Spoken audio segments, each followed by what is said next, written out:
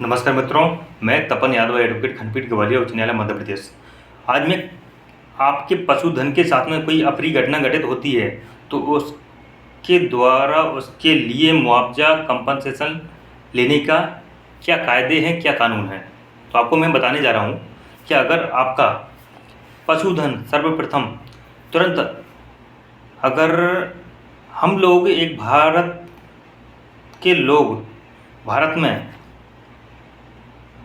भारतीय नागरिक अर्थव्यवस्था हमारी जो ग्रामीण क्षेत्र पर निर्भर है, उसी पर ग्रामीण किसान भाई चरवाहे सभी लोग हम लोग उसी पर डिपेंड हैं।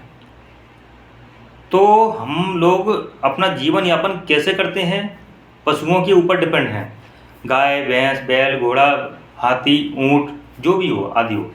कैटल डोमेस्टिक कैटल्स होते हैं जो घरेलू पशुधन। तो हमारे गांव में या किसी खेत के लिए चरवाहे भूमि पर जाते हैं के लिए निकलते हैं तो लापरवाही पूर्वक सार्वजनिक स्थल पर वाहन मालिक आए दिन हमारे पशुधन को चोटिल कर रहे हैं, हमारे पशुधन पर को टक्कर मारकर ख़त्म कर रहे हैं।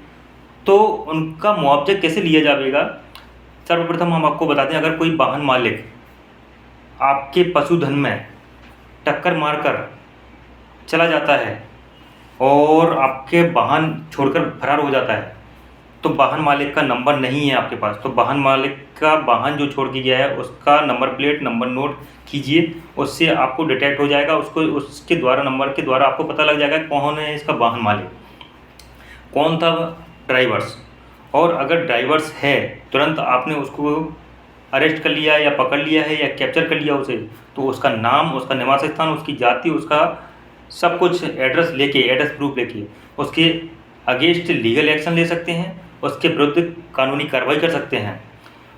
तो हम लोग कम से कम हमारे किसान भाई इस मुआवजा से तो संतुष्ट हो जाएंगे। कम से कम जो हमारा पशुधन चला गया तो चला गया, कम से कम उसकी रकम तो मिल जाएगी, हमें आर्थिक हानि का तो जोखिम नहीं उठाना पड़ेगा। और सर्वप्रथम अगर वाहन मालिक और वाहन दोनों लेकर फरार हो जाते हैं तो उस संबंध में हम लोग क्या करेंगे, एक अज्ञात में सूचना एफआईआर दर्ज करवाएंगे। और हमारे पशु चोटिल है तो उसका सरकारी अस्पताल में संपर्क करके उसका ट्रीटमेंट, उसका चिकित्सा और उसका इलाज जारी रखेंगे। और जो उसके बिल्स वगैरह होंगे, बिल वगैरह होंगे, उसका खर्चा आएगा जो भी, आपने उसको प्रमाणीकरण भी मिलेगा कि हाँ हमारे डॉक्टर लिख के देंगे प्रमाणीकरण। आप बोलिएगा कि प्रमाणीकरण दे दो हमारे यहाँ, मतलब है ये हमारा आपका पशुधन आया और किस पशुधन के मालिक का नाम, ये सारी चीज़ें उसमें जानकारी में रजिस्टर में अंकित हो जाएगी। तो वो एक प्रमाणीकरण मिलेगा, वो प्रमाणीकरण लेके आप थाने में जाइए। या उसके बाद अगर वहाँ से मुआवजा आपको प्राप्त नहीं होता है अगर, तो फिर आप अपने गांव में, ग्राम पंचायत में या शहरी में जहाँ भी आप निवास रहते हैं, आप जहाँ भी आप पशुधन आपका है, तो वहाँ अपने पार्षद या कहीं अपने वार्ड में या कहीं किसी से संपर्क करके, अगर ग्रामीण क्षेत्र में हैं तो ग्रामीण क्षेत्र में अपने सरपंच या प्रधान जी से संपर्क करके आप अपना मुआवजा, आपकी जो भैंस की नस्ल, गाय की नस्ल, बकरी की नस्ल या भेड़ बकरी जो भी हो उसकी नस्ल है, उस आधार पर आपको उस मूल्य का आपको मुआवजा प्राप्त हो जाएगा और आपके सरपंच महोदय फुल सपोर्ट करेंगे। उसके बाद अगर आपके वाहन या आपका पशुधन है उसका बीमा है तो आपको सर्वप्रथम अगर आपके पशुधन की मृत्यु हो जाती है टक्कर से, किसी सार्वजनिक स्थल पर लापरवाही से चलाकर वाहन मालिक वाहन से टक्कर मारता है आपके पशुधन में और उसकी डेथ हो जाने पर आप सर्वप्रथम रिपोर्ट लिखाइए। रिपोर्ट में उस वाहन मालिक का नाम और जो ड्राइव कर रहा था व्हीकल, जो गाड़ी को चला रहा था, उस चालक का नाम और उसकी जाति, उसकी उम्र, उसका निवास स्थान, कहाँ का रहने वाला, उसके अगेंस्ट में लीगल एक्शन ले सकते हैं आप, उसकी कानूनी कार्रवाई कर सकते हैं। और उसके पश्चात अगर उसका चिकित्सा करवाइए, पीएम करवाइए, पोस्टमार्टम रिपोर्ट भैंस का सरकारी चिकित्सक से, सरकारी डॉक्टर से, गवर्नमेंट डॉक्टर से, तो वो आपकी रिपोर्ट बनाएगा, पीएम रिपोर्ट बनाएगा और उसके फ़ोटो निकालेगा और फ़ोटो निकालने के बाद उस भैंस की नस्ल क्या थी, उस भैंस की क्वांटिटी दूध देने की क्या थी और कितना दूध देती थी और कितनी उम्र थी उसकी, ये सारी चीज़ें और गवाहों के नाम, एटलीस्ट कम से कम 2 गवाह होने ही चाहिए।